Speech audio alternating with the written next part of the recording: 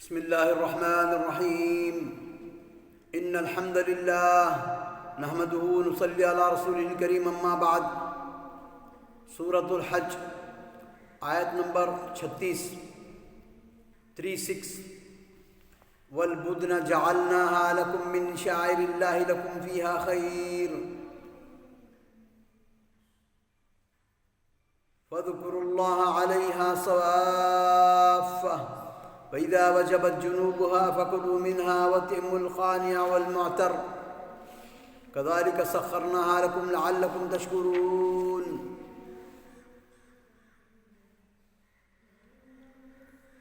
اور قربانی کے اونٹ ہم نے تمہارے لیے اللہ کے نشانات مقرر کر دیے ہیں، ان میں تمہارے لیے نفع ہے، پس انہیں کھڑا کر کے ان پر اللہ کا نام لو، پھر جب ان کے پہلو زمین سے لگ جائیں تو اسے خود بھی کھاؤ اور مسکین، سوال سے رکنے والوں اور سوال کرنے والوں سب کو کھلاؤ۔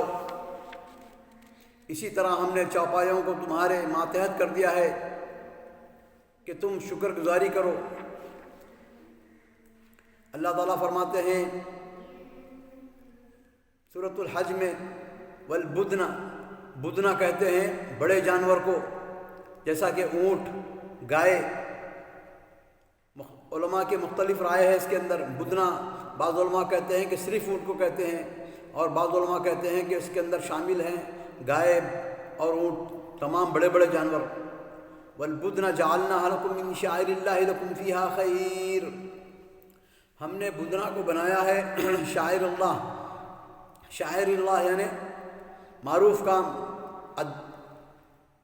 یعنی قربانی کا جانور اور دوسرے چیزیں شاعر اللہ، اللہ تعالیٰ کے معلوم بالدین بالضرورہ، یعنی دین کے جو بڑے بڑے معروف کام ہیں وہ پورے شاعر اللہ لکم فیہا خیر، اس میں تمہارے لیے خیر ہے۔ تو یہاں پر مراد شاعر اللہ سے مراد قربانی کا جانور، اونٹ، گائے وغیرہ۔ ہم نے تمہارے لیے اس کو یہ حکم کو دیا ہے، یہ تمہارے لیے فائدہ ہے، کاٹنے سے خون اللہ تعالیٰ کو نہیں پہنچتا اور گوشت نہیں، بلکہ تمہارے لیے فائدہ ہے۔ فیہا خیر فاذکروا اللہ علیہا، اس پر اللہ کا نام لو۔ اللہ کا نام لینے سے مراد یہاں پر بسم اللہ اللہ اکبر، بلکہ اس کو ذبح کرو۔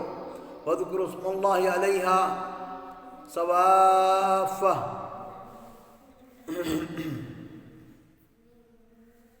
اور قربانی کے اونٹ ہم نے تمہارے لیے اللہ کے نشانات مقرر کر دیے ہیں، ان میں تمہارے لیے نفع ہے، پس انہیں کھڑا کر کے ان پر اللہ کا نام لو۔ بدنا کی جمع ہے، چونکہ عام طور پر اس مقصد کے لیے اس کی تسمین کی جاتی ہے، تسمین یعنی اس کو موٹا کیا جاتا ہے، تو موٹا بدنا یعنی بڑی چیز، بڑا ضخم، اور جو ہے نا عظیم چیز کو کہتے ہیں، اور وہ موٹا تازہ ہوتا ہے، اس لیے بدنتن کہا جاتا ہے۔ فربا جانور بعض اہل لغت کے نزدیک اس کا اطلاق اونٹ گائے دونوں پر ہوتا ہے، جبکہ بعض دیگر اہل لغت نے اسے صرف اونٹوں کے ساتھ خاص کیا ہے۔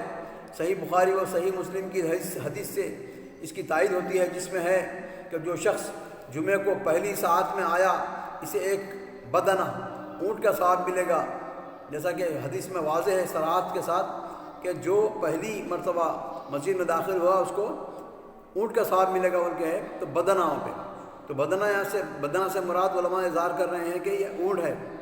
اور دوسری ساعت میں آیا ہے کہ بقرہ، تو بدنہ اور بقرہ کو الگ الگ بیان کیے ہیں۔ دوسری حدیث ہے البدنۃ عن سبعۃ والبقرۃ عن سبعۃ، یہاں پر بھی الگ الگ کیا گیا ہے، البدنہ اونٹ والبقرہ گائے، دونوں ساتھ ساتھ آدمی کی طرف سے دی جاتی ہے، صحیح مسلم۔ البتہ مناسک حج کے حوالے سے کافی ہونے میں گائے اور اونٹ کے حکم میں ہے۔ تفسیر قرطبی، روح المعانی والمصباح المنیر للفیومی، مطلب یہ ہے کہ اونٹ اور گائے جو قربانی کے لیے جاتے ہیں یہ بھی شاعر اللہ یعنی اللہ کے احکام میں سے ہیں، جو مسلمانوں کے لیے خاص ان کی علامت ہیں۔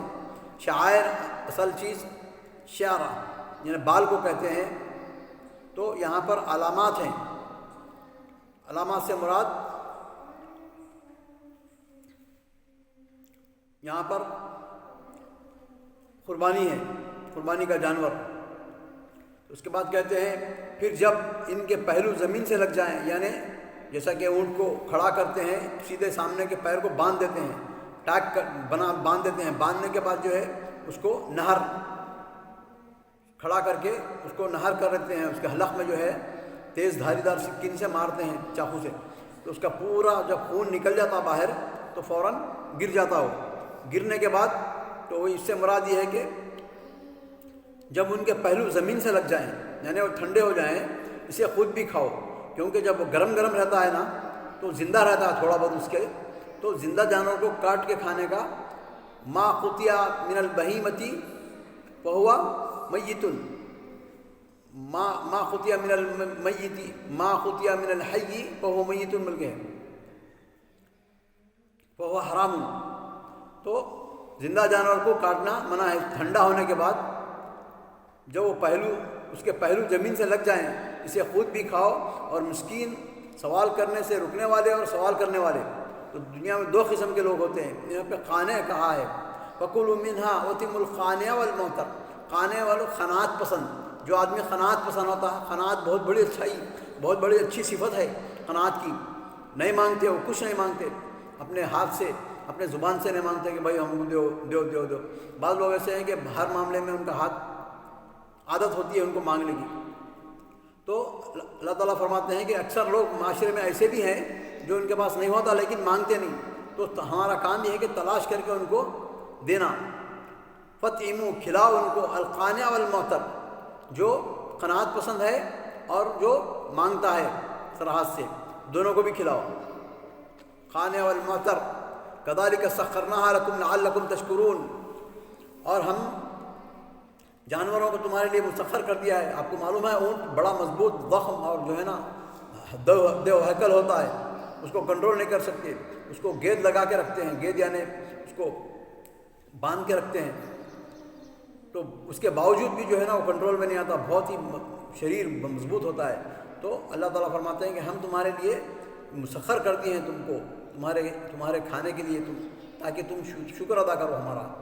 تو ضروری یہ ہے کہ کوئی چیز نعم اللہ تعالیٰ کی نعمتیں ملنے کے بعد کھانے کے بعد اس کا شکر ادا کرنا چاہیے، اور ویسے ہی لوگوں کا کوئی چیز تم کو دیے، لوگ احسان کرے تم پر، ان کا شکر ادا کرنا چاہیے۔ حدیث میں الفاظ ہے من لا یشکر الناس لا یشکر اللہ، جو بندوں کا شکر ادا نہیں کرتا ان سے جو ہے جزا اللہ خیر، اس قسم کے الفاظ نہیں بولتا، وہ اللہ کا بھی شکر کیا ادا کرتا ہے، نہیں کرتا بول کے۔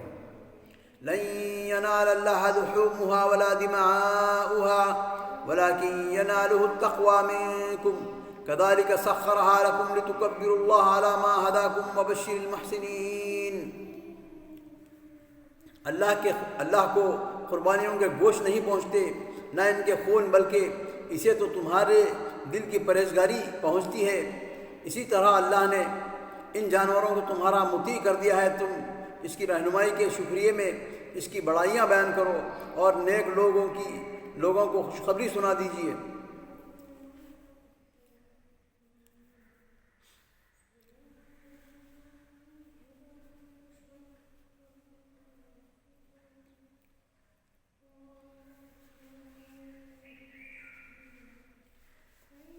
لن ينال الله لحومها ولا دماؤها ولكن يناله التقوى منكم كذلك سخرها لكم لتكبروا الله على ما هداكم وبشر المحسنين۔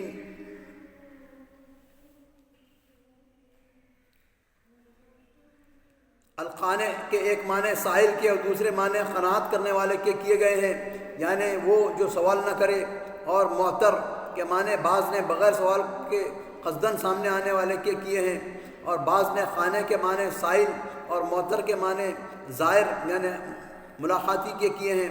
بہرحال اس آیت سے استدلال کرتے ہوئے کہا جاتا ہے کہ قربانی کے گوشت کے 3 حصے کیے جائیں، ایک اپنے لیے، دوسرا ملاقاتیوں اور رشتہ داروں کے لیے، تیسرا سائلین اور معاشرے کی ضرورت مند افراد کے لیے، جس کی تائید میں حدیث بھی پیش کی جاتی ہے جس میں رسول صلی اللہ علیہ وسلم نے فرمایا میں نے تمہیں پہلے 3 دن سے زیادہ قربانی کا گوشت ذخیرہ کر کے رکھنے سے منع کیا تھا، لیکن اب تمہیں اجازت ہے کہ کھاؤ، جو مناسب سمجھو ذخیرہ کرو۔ دوسری روایت کے الفاظ میں پس کھاؤ، ذخیرہ کرو اور صدقہ کرو۔ ایک اور روایت کے الفاظ میں اس طرح ہیں پس کھاؤ، کھلاؤ اور صدقہ کرو۔ صحیح بخاری۔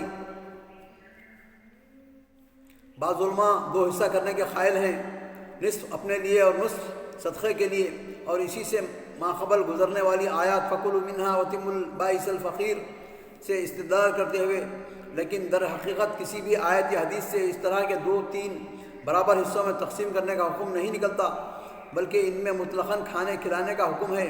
اس لیے اس اطلاق کو اپنی جگہ برقرار رکھنا چاہیے اور کسی برابر تقسیم کا پابند نہیں بنانا چاہیے۔ البتہ قربانی کی کھالوں کی بابت اتفاق ہے کہ اسے یا تو اپنے استعمال میں لاؤ یا صدقہ کرو، اسے بیچنے کی اجازت نہیں ہے جیسا کہ حدیث میں ہے۔ تاہم بعض علماء نے اس کی اجازت دی ہے اور بعض نے کھال خود بیچ کر اس کی قیمت فقراء پر تقسیم کرنے کو رخصت دی ہے۔ ایک ضروری وجاہت، قرآن کریم میں یہاں قربانی کا ذکر مسائل حج کے ضمن میں آیا ہے، جس سے منکرین حدیث یہ استدلال کرتے ہیں کہ قربانی صرف حاجیوں کے لیے ہی ہے، یہ دیگر مسلمانوں کے لیے نہیں، لیکن یہ بات صحیح نہیں۔ قربانی کرنے کا مطلق حکم بھی دوسرے مقام پر موجود ہے، وَصَلِّ لِرَبِّكَ وَانْحَرْ، اپنے رب کے لیے نماز پڑھو اور قربانی کرو۔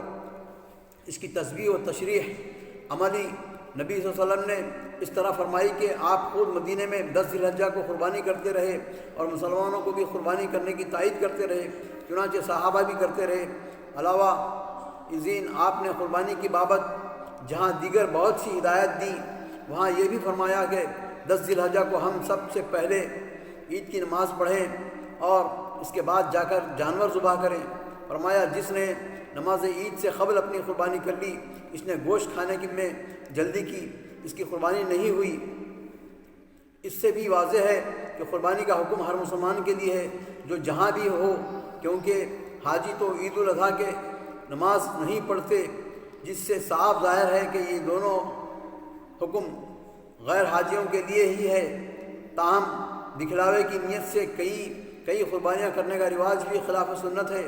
حدیث کے مطابق پورے گھر کی افراد کی طرف سے ایک جانور کی قربانی کافی ہے۔ صحابہ کا عمل اس کے مطابق تھا۔ جس طرح 6 ہجری میں کافروں نے اپنے غلبے کی وجہ سے مسلمانوں کو عمرہ کرنے نہیں دیا، اللہ تعالیٰ نے 2 سال کے بعد ہی کافروں کے اس غلبے کو ختم فرما کر مسلمانوں کو ان پر غالب کر دیا۔ ان اللہ یدافع عن الذین آمنوا ان اللہ لا يحب كل خوان کفیر۔ ان اللہ یدافع عن الذین آمنوا ان اللہ لا يحب كل خوان کفور۔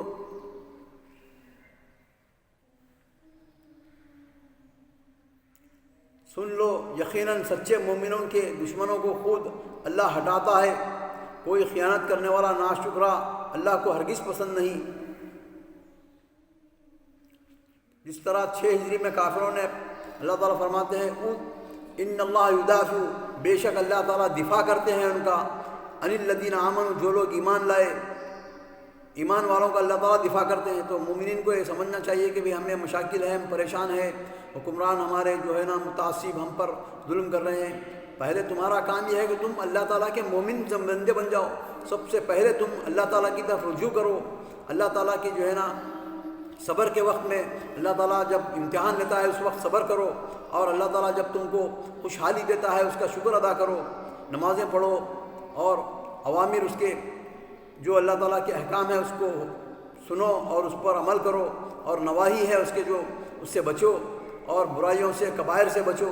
تو اللہ تعالیٰ فرماتے ہیں ان اللہ یدافع، اللہ تعالیٰ تمہارا دفاع کرے گا، عن الذین آمنوا، جو لوگ ایمان والے ہیں، جو لوگ میرے بندے ہیں۔ ان اللہ لا يحب كل خوان کفور، اللہ تعالیٰ محبت نہیں کرتا ہر وہ خائن کو اور کافر کو۔ تو تمہارے لیے وعدہ ہے، بس تم اللہ تعالیٰ کی طرف رجوع کرو، اللہ تعالیٰ کے بندے بن جاؤ، شکر گزار بندے بن جاؤ، اللہ تعالیٰ تمہاری دفاع کرے گا۔ دنیا کی کسی طاقت سے ڈرنے کی ضرورت نہیں ہے مسلمانوں کو۔ اللہ نبی صلی اللہ علیہ وسلم فرماتے ہیں دنیا کی کوئی طاقت تمہیں نقصان نہیں پہنچا سکتی، الا کہ اللہ تعالیٰ تمہیں تقدیر میں کوئی چیز لکھ نہ دے، اور دنیا کی کوئی طاقت تم کو فائدہ نہیں پہنچا سکتی۔ اگر اللہ تمہیں فائدہ نہیں پہنچانا چاہے تو ہم کو توکل کرنا چاہیے اللہ پر۔ اللہ تعالیٰ سے دعا ہے کہ ہم کو قرآن پڑھنے کی، سمجھنے کی، عمل کرنے کی اور صحیح بات و تبلیغ کرنے کی توفیق عطا فرما۔ وآخر دعوانا الحمد للہ رب العالمین۔